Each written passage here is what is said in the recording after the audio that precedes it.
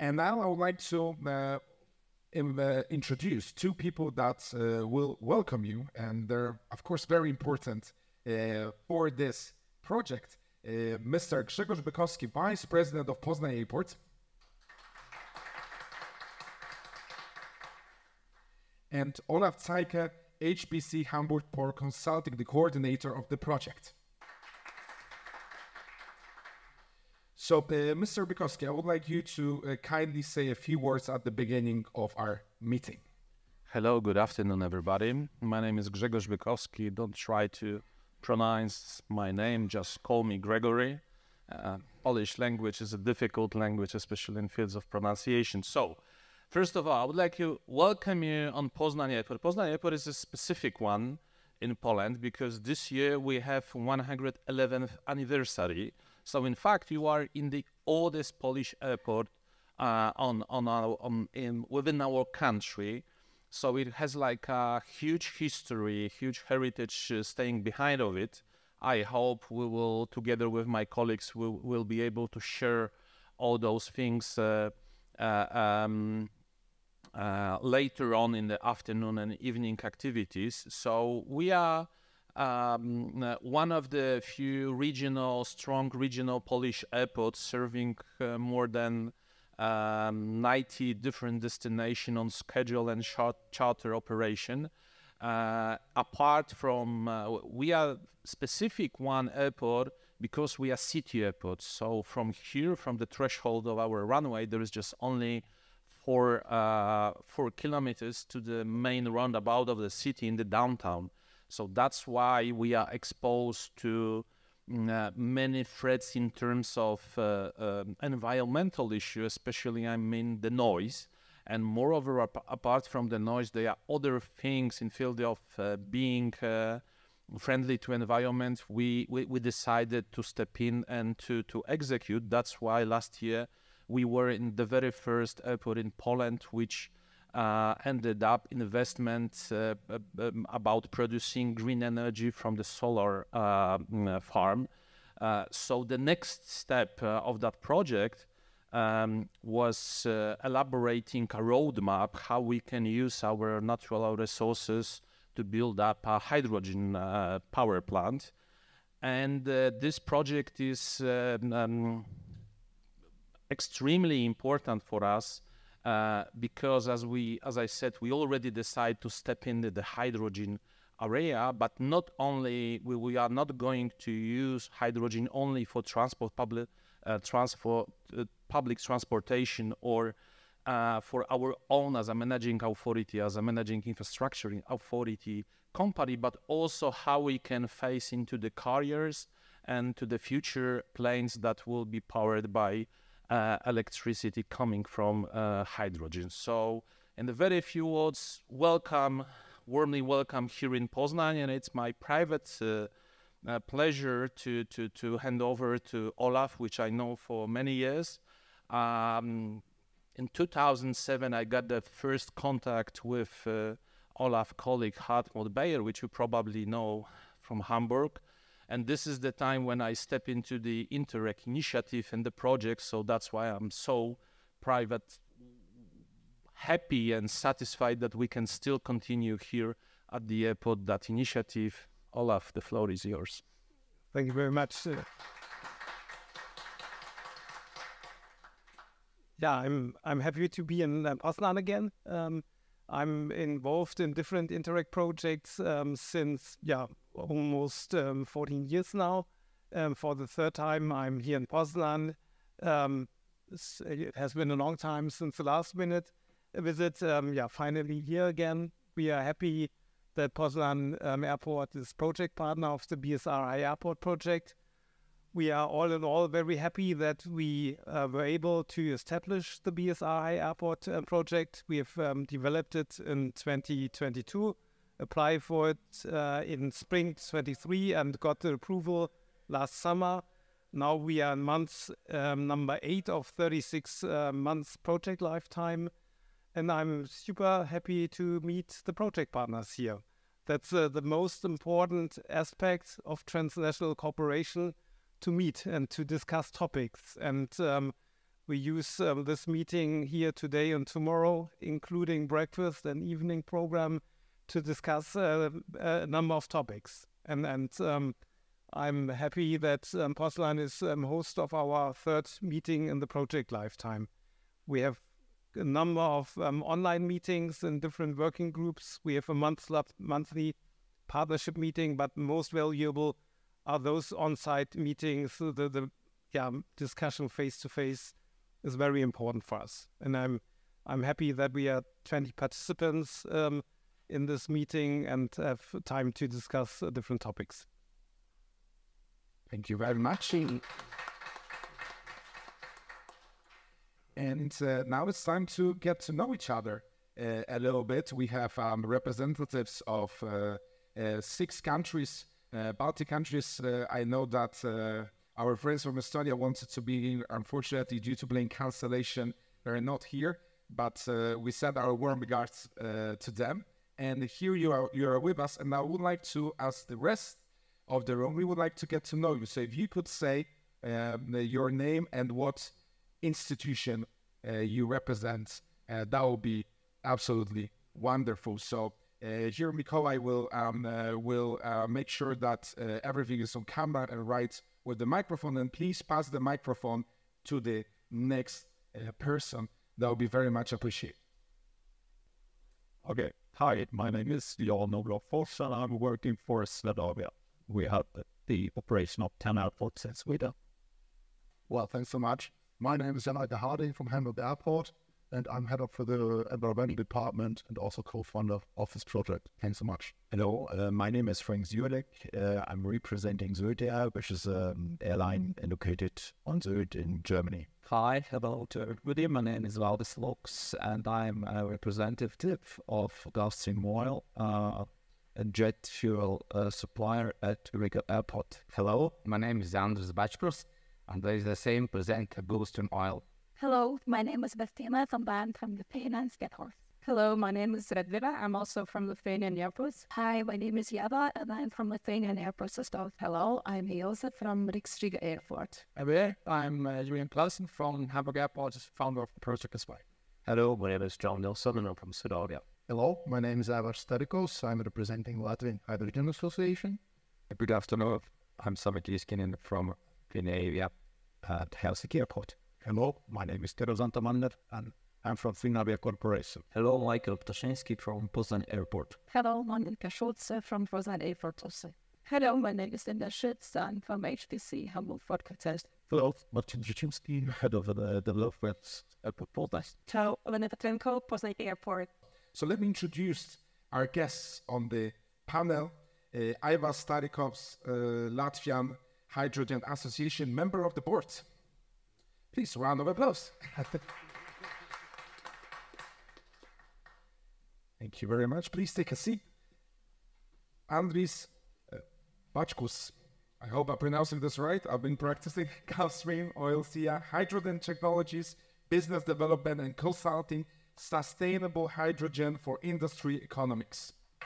Welcome. Julian Klassen, Flugwaffen Hamburg GmbH Environmental Division.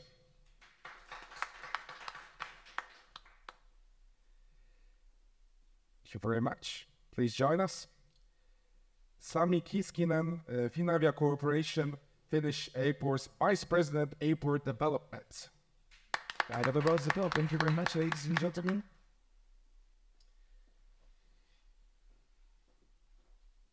And another panelist on our panel is John Nilsson, Swedavia AB Strategic Planning Manager, Electric and Hydrogen Aircraft Infrastructure.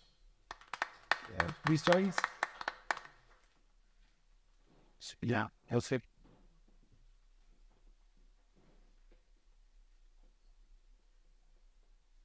We can, I think you can squeeze over there. We'll be still very comfortable. Thank you very much for joining us here. And I would like to start with Julian Klassen. We had a conversation just before the start of the official meeting about the origin of the project and how it developed. And I know it actually developed before the pandemic. You had been working in the field of green energy for many years. And that's why, we thought, let's ask this question, how it developed over the years and how it led to what we have here now, from the very little idea at that time, how it all developed into this wonderful partnership of 16 organizations and 7 countries. Well, in general, I think we need to have the first view on country-wise politics. And from Germany, it increased heavily. We can see the energy transition in electricity.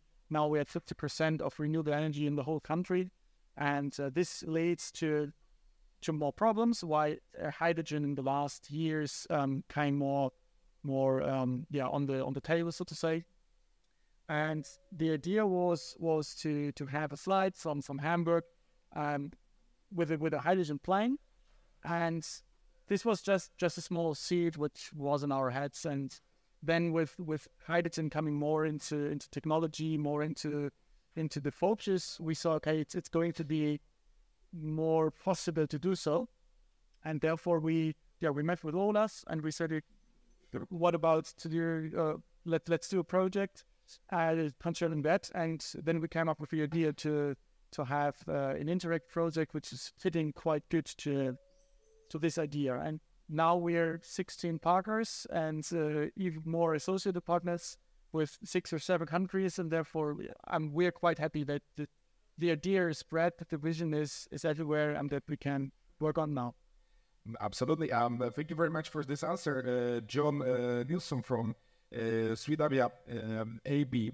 10 airports from Sweden. Why did you decide to join this project, and what kind of benefits brings you in Sweden? Well, at Swedavia, we have a license to exist, so to say, to live. We see is to be carbon neutral, fossil free, and we managed to reach that on our own operations since 2020 on our 10 airports. And the next logical step is to make sure that the 4 airlines, if you could talk a little bit closer to the microphone. The whole airline industry as a whole, or aviation industry as a whole, should be fossil free. So we're looking both at electric and hydrogen aviation, how to make sure that us as airport operators can cope with the demand of the future and make sure that we also trigger the demand of the future. There's an echo going on, but I don't know. So it was only natural for us when this project was presented to us to join this project, because it will allow us to learn more about what we need to do as airports to build the airport of the future. And also the cooperation between the countries. This project is very important to us, so we understand that we are aligned with other countries, and we understand that we are on the right path for fossil-free airports and aviation. Thank you very much for this answer, Job. Sami Kiskinen from Finland, Finavia Corporation. Also, many airports here in Finland have joined, thanks to this cooperation with Finavia, of the project, joined the program. Do you think that it can be actually implemented within the domestic traffic in Finland? Would that, in the long-term perspective, could that be developed within Finland? You mean fossil-free flying within Finland?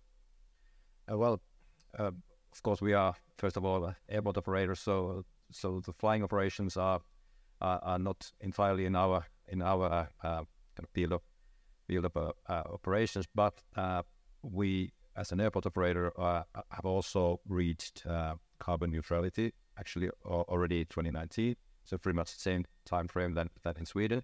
And now the next step as an airport operator and airport network for us is carbon net zero emissions next year. So we also are aiming to do our part in the whole aviation industry to bring forward this development towards sustainable aviation. You're asking about domestic flights, maybe they could be next decade fueled by hydrogen or full electric. Yeah, like I said, it's not up to us. It's mostly up to aircraft manufacturers, of course. But we fully support the idea, and we are preparing ourselves to be able to handle, of course, electric aircrafts and whatever the propulsion is. Thank you very much. I was Stoichkos, Latvian Hydrogen Association. Apart from the aviation, so what are the other benefits for other industries in terms of development of this project? I would say this is a matter about whole value chain, because I can proudly say I'm kind of fossil in the hydrogen. I'm in hydrogen since 15 years, no, almost, I think 18. The question is about, first of all, transformation of industry as itself, and second, there is a lot of different opportunities what became possible for airports. Ground handling, different ground handling equipment, even energy supply systems differently designed. So to speak, hydrogen is not exactly as a solution, but it unlocks different solutions, different ways. First of all, to make operation independent, because then airport can store own energy bigger, because this is also, airports are critical infrastructure. There is a lot of questions, how to store energy, how to be independent, how to be green at the end. So hydrogen basically unlocks a lot of different ways, sometimes not even directly, but indirectly. But the most important that we need such kind of projects, as mentioned, international collaboration, exchange, but also to have a touching those real things. Hydrogen bus, airfield sweeper, backup unit. So to speak, we need to get those lessons learned and demonstrations as quicker as possible. Otherwise, we cannot make good decisions for the future. Thank you. Andris from Gulfstream Oil Sea, do you think that it is just the beginning of this revolution, of this hydrogen revolution in a long-term perspective?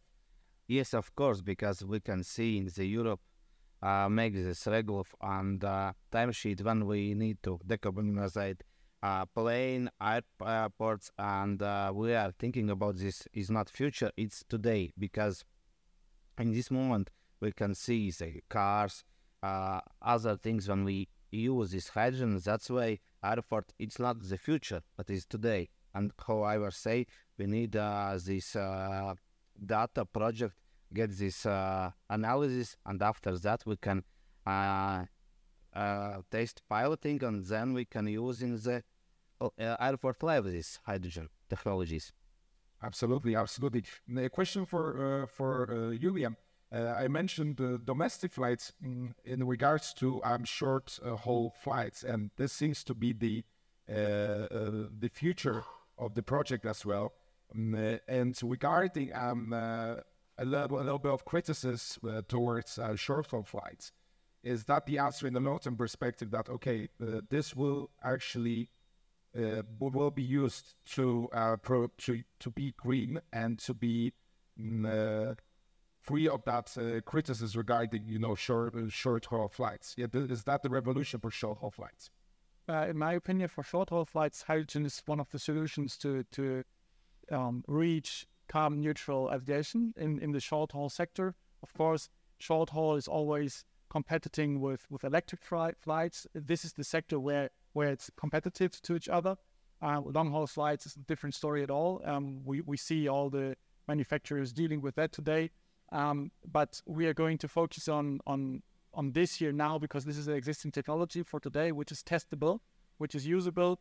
The first airplanes are in the air, are tested of the OEMs, and therefore the idea was to start in this sector, see where it's possible, can it reach or can it increase in demand, because we have now a sector which is maybe even feasible, or we hope that it's going to be feasible, and we are going to check that with our working packages.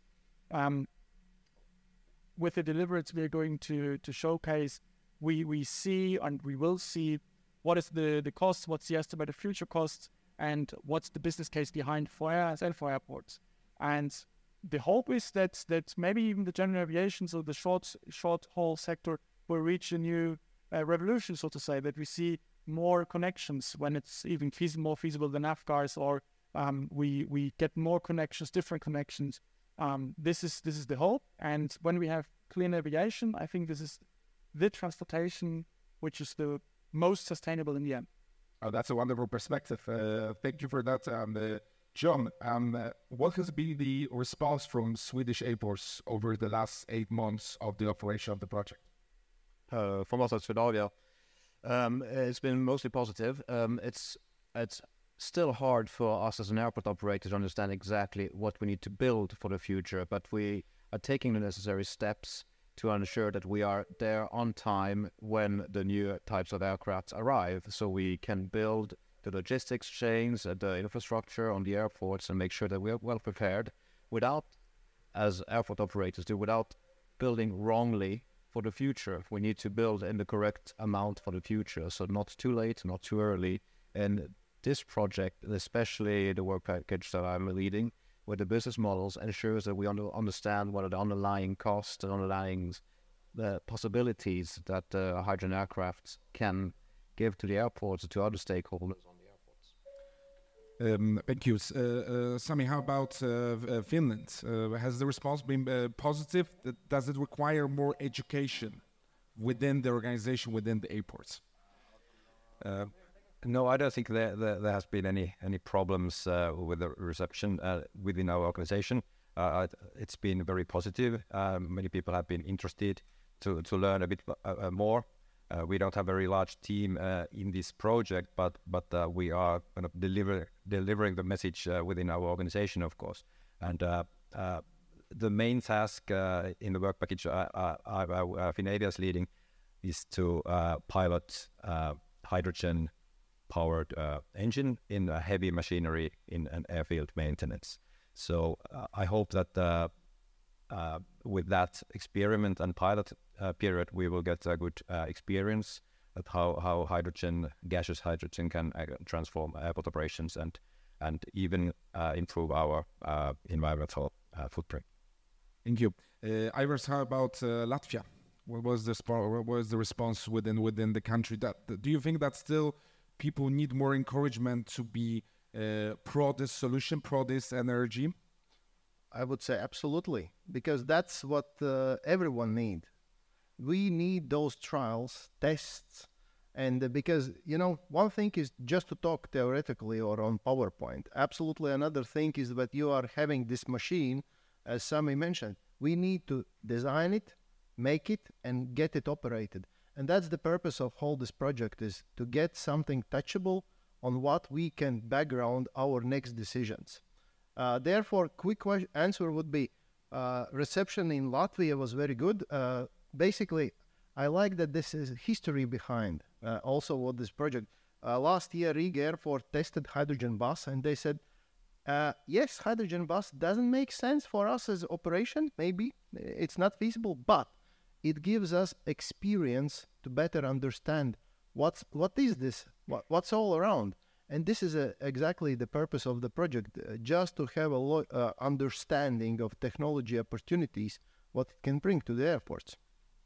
Andris, let's talk about the opportunities. Do you think it's only about the ecology, only about that, or is it about so much more? It's also financial incentives, let's say. Okay, about ecology I agree, but about finance, if we don't get grant from the European Union for this technology, that financial not okay, because the mathematical and financial results we don't get if we don't get the grant from the Europe Commission or Europe grant. But if we use this grant, then financial mathematics already be good.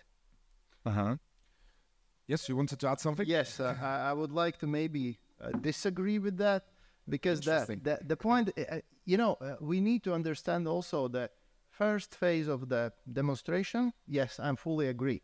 It's not going to fly. It will not be commercially viable. But basically, to all this story, it can be beneficial and economically viable if it's, first of all, total cost of ownership. This is the key, how to calculate long-term heavy-duty machinery lifetime and costs of operation. And second is value chain.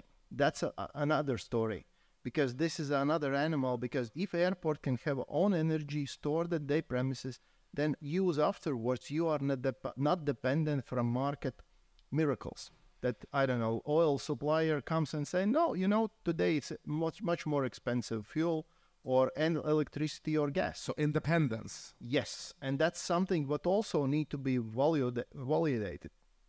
And it's not like one answer. Yes, it can fly, but the point is it can be economically viable in long term. Today, I fully agree with Andris. It's not gonna fly, but therefore we need those projects. Julian, creating this project, have you thought in a long-term perspective of this financial aspect, as well as the independence, which is very important on the other side? So yeah, the project is to bring in the foundation of this whole technology in airports, and we saw some airports are already deep in the technology of hydrogen. Some are less having ideas about it, and therefore we thought, okay, let's have a project which levelizes the knowledge of everyone, because in the end we need this network. Airports and aviation that only works with partners, with networks. This is why we created our logo as well, which is a network of planes and airports connected through hydrogen. And this is the main idea and the vision. And the outcome of the project as well will show us how the future will look like on the feasibility side. Of course, as I was as well said, the start is always expensive, and the start is never full. Some projects may be completely economically perfect, but the most are starting difficult, and then with the mass coming in, we have the business of scale. And this is something we want to see as well within the end of the project as deliverable. What's the business case behind that? Is there a business case, and what needs to be done to get one? Oh, very interesting. John, do you see any business financial opportunities in that sense, in a long-term perspective for Sweden? I can only talk for airports and airport operators, and for us as to understand the business cases, understand where there are also viable routes, so we understand what the market will be in the future, so we can plan accordingly. Because of course you can fly from different cities already today, but there are no routes that are existing in those cities because it's not viable. And we want to see if hydrogen aviation can offer something more to that. Also offer something more in the fact of less flight shaming. So maybe more people will be interested in flying between different routes that would open for new markets. And all this to understand for us as an airport operator what will be the routes of the future and how we should build our ports accordingly. So this is mainly the part of the business case that we're building. Sami, that independence, do you think it's the most crucial part, apart from ecology actually, apart from this green impact on the planet? Is that independence the most crucial aspect? That's a good question. I think it's a little bit like also ethical question to wonder. I don't know if it's the most crucial thing after the environmental issues, but especially living next door to a big neighbor in the east, we also value highly independence. Also, what comes to energy sources, which is, I suppose, the case in the most of Europe at the moment. So we don't want to be too dependent on anyone, for that matter. So. To be independent in energy resources is a good target. Also, we as an airport operator are already producing some of our own electricity by solar power, and the rest we are buying from wind farms. So we only use and offer also for example ground power for airplanes. Already it's green energy. So yeah, that's a good point. Julian, a quick question about the progress. We are on the 8th month of the project. It's 36 months altogether. Where are we now at this moment? Well, we found the deliveries we wanted to reach, which are in the application as well, and up to today we have a clear point what to do. We found the interdependencies between the work packages, who needs what at what time and when. And through that, we are now on the road to really increase the impact of results, or we are now building results for the first period, and through that we can go on with validating and testing. So yeah, today we reached the first milestone. We cleared ourselves. We found a way. I mean, it's always difficult to have 16 partners and have a clear view for everyone. This is done today, up to today, and now we're starting into really producing results with external services, with our own resources, which we have. I mean, we have 16 partners, and everyone has resources in this project, which is a huge impact. And we can, the wave is now going to break in and give all the results. Mm-hmm. So what do you think might be the biggest obstacles in the next months? What should partners look out for? I was thinking about it as well. So this year, or up from today, it's summer holidays. The